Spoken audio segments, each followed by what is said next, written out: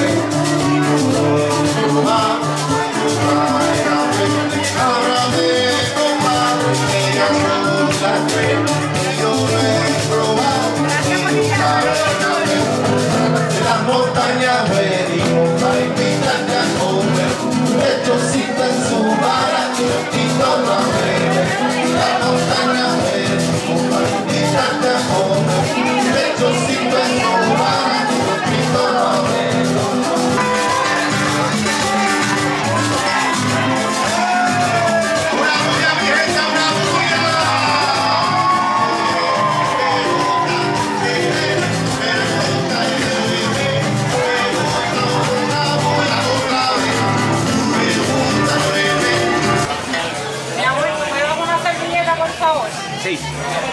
Que me bañaron en... ¿Qué puedo hacer yo por ti? Gracias, cielo. Gracias, vida. Ahora, bueno.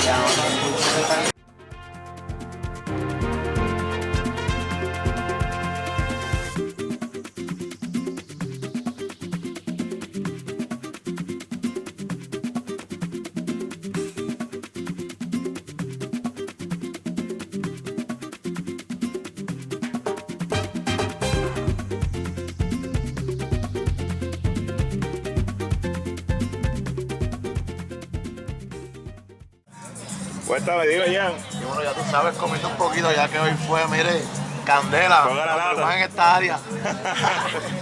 Cuéntame, Luis, ¿qué tenemos aquí en Rincón Criollo?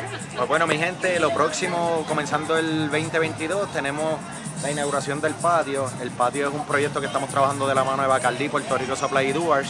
Va a ser una barra nueva de costelería, mojitos frescos. Así que vamos a tener un espacio nuevo, ¿verdad? Para poder probar las mezclas que vamos a hacer junto a Bacardí con nuestros jugos naturales, como siempre. Además de una terraza completamente al aire libre, en donde puedes venir con tu familia, puedes hacer tus actividades privadas, puedes hacer tu party. Así que, mi gente, estamos en Cayey, acá en la carretera número 1, kilómetro 62.6. Búscanos en Facebook, Instagram, El Rincón Criollo.